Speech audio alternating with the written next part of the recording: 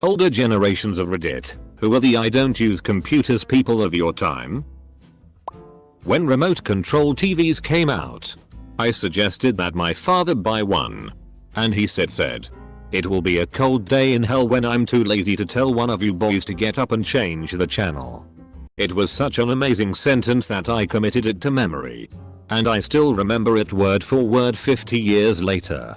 From his point of view, he already had remote control TV. Why should he pay extra to have it automated? Exactly. He would have had us act out Game of Thrones before getting a subscription to HBO.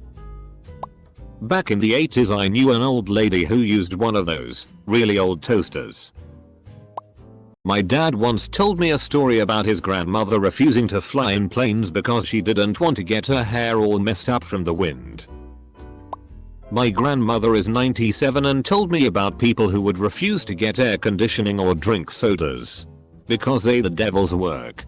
She grew up on a farm in a 2-room house with 11 family members living in that house. She always had sodas and the AC rocking and rolling all summer. My grandmother is 89. When she was a kid, she had an uncle who hated cars. He called them machines and refused to drive one. It could have been job security though.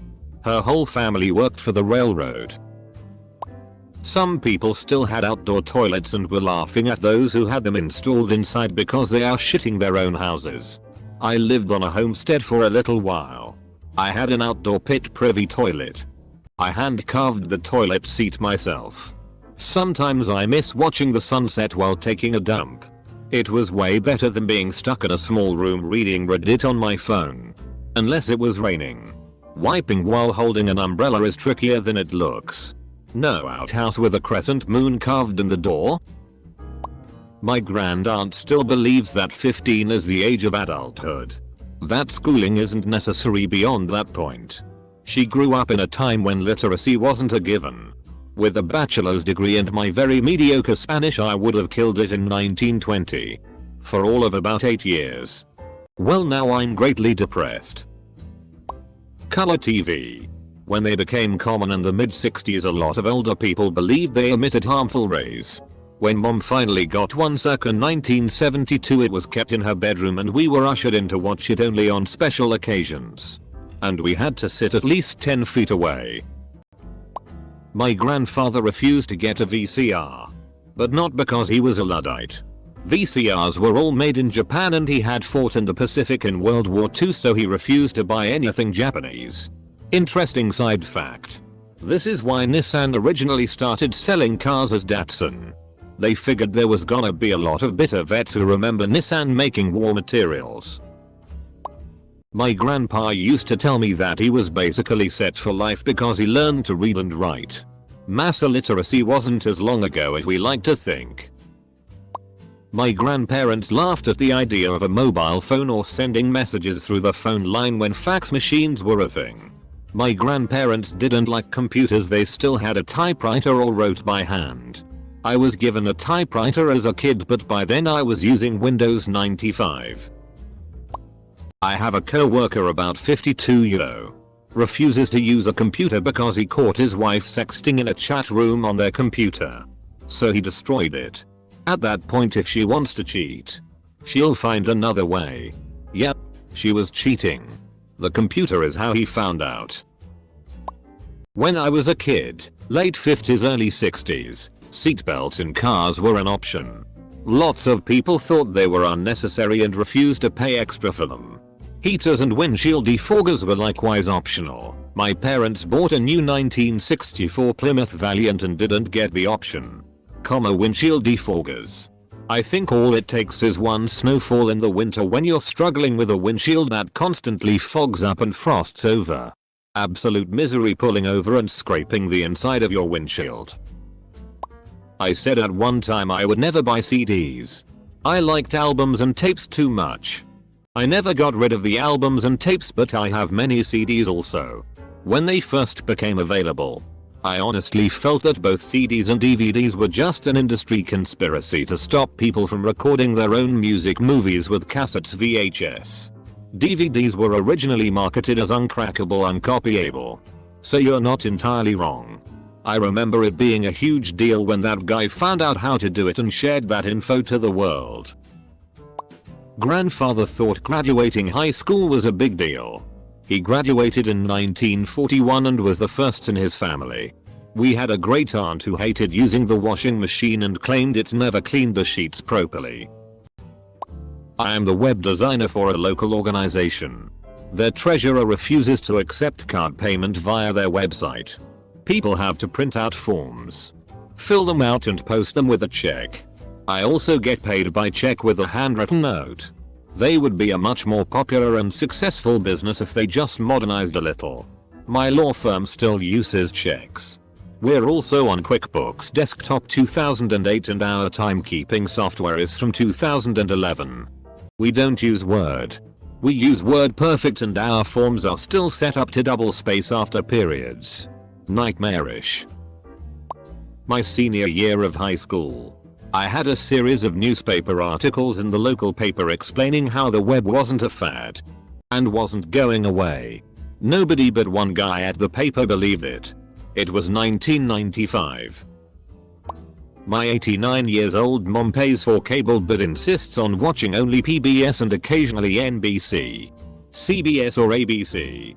The other channels are too much technology to find on the remote. She also buys multiple boxes or cans of food, dates them in Sharpie marker, records the price, less coupon or sales special, and has a rack of all her finds. She will never eat all the oatmeal or beans in our collective lifetimes. But she was a Depression era child, so I get why the urge to stock up on food is strong. I don't read novels. Double quote. My grandfather thought they were a plot by the elite to both ruin our eyesight and keep us locked away in a fantasy world.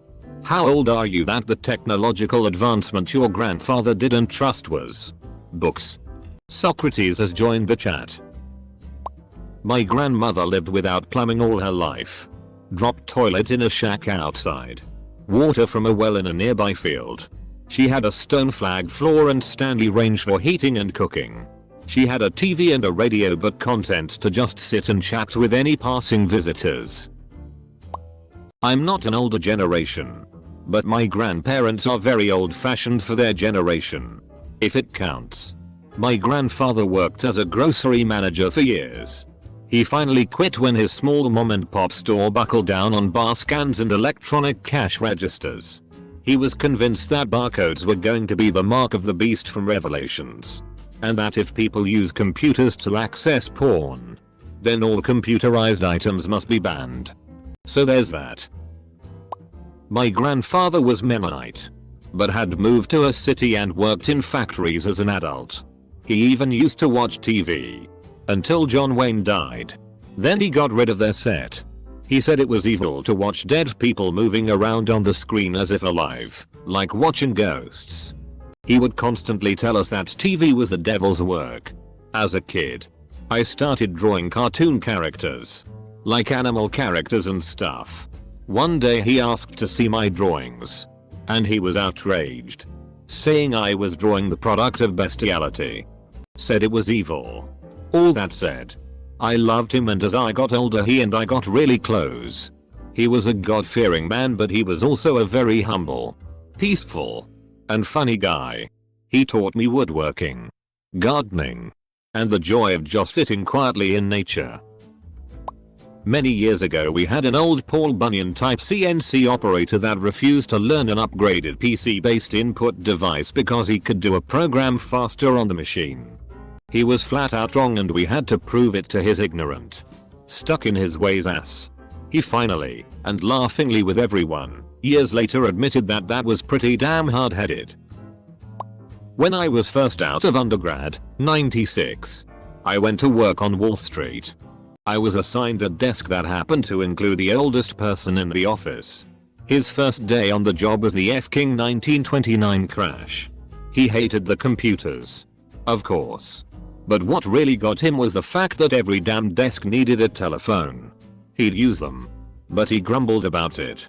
He would complain pretty frequently and loudly about the fact that he couldn't smoke cigars and drink whiskey at his desk.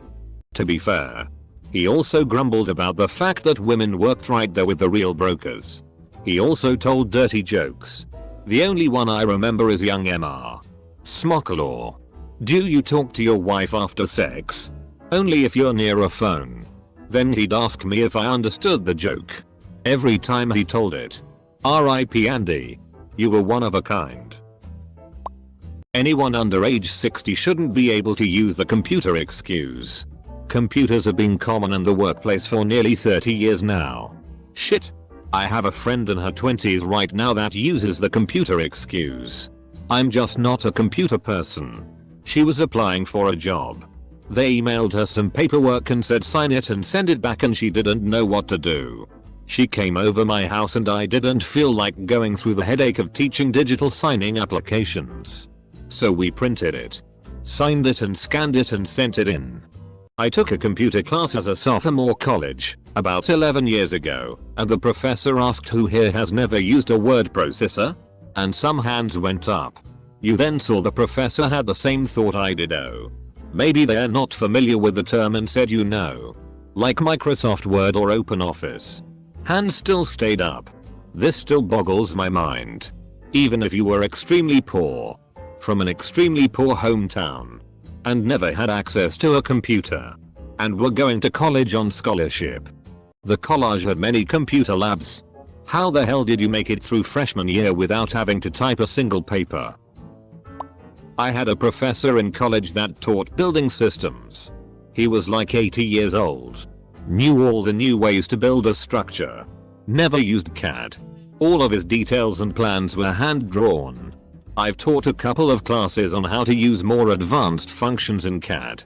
None of my students had ever even seen a French curve before. I was purposely taught how to hand draft in high school, 2007, before I learned CAD. I went to architecture school from 0507 and we did almost everything by hand. We rendered some on Form Z.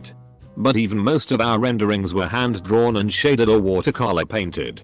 I wanted to be an architectural renderer my whole life, and within a few years my entire skill set went from a career path to a hobby. I really liked building models too. Touch tone dialing. My mom refused to pay the $1 and change a month to have it. She finally caved in around 2002. Edit. Since several have asked. Touch tone was a keypad. Much like what almost every phone is now. Before that it was a rotary dial phone. I remember people's parents not having microwaves. Although by the time I was growing up that was pretty rare. The convenience had won over almost everyone by then. My parents still don't have a microwave. I can't blame them either. Their point is that the food is always mushy and not as good as if you warmed it in a toaster oven.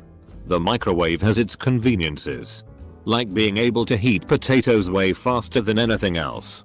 But I have to agree with them. Microwaves are inferior for most cooking. Edit when I say cooking. I mean reheating. My grandma says when she was younger there were still some people who were judgmental about the introduction of any anesthetics in childbirth. On the grounds that Eve was supposed to suffer in the Bible during childbirth for tempting Adam. So all women should suffer for that. Crazy religious people have been around forever. I was told constantly in school that I won't have a calculator around all the time. My teacher always said you're not always going to have a supercomputer in your pocket almost 500 times faster than a Cray 2 supercomputer, the most powerful on Earth in 1985, which has an almost constant connection to a vast network containing the entire sum of all of humanity's complete knowledge while being able to communicate in real time to anyone on the planet at any time you want to.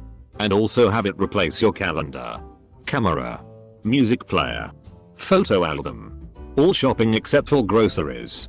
Handheld game console, flashlight, watch, calculator, most visits to the bank, credit card, cash to pay your friends with, Rolodex, AAA map service, mail, handheld GPS, stock trading, television, encyclopedia, dictation machine, video camcorder, barometer, taxi service, dice, guitar tuner, and telephone, all while being able to recognize your face. Do things when you ask it to with your voice. use biometric security locks and appear at first glance to be a piece of magic wizard glass the size of a soap bar. I was all like shit MRS. Teacher. You're right.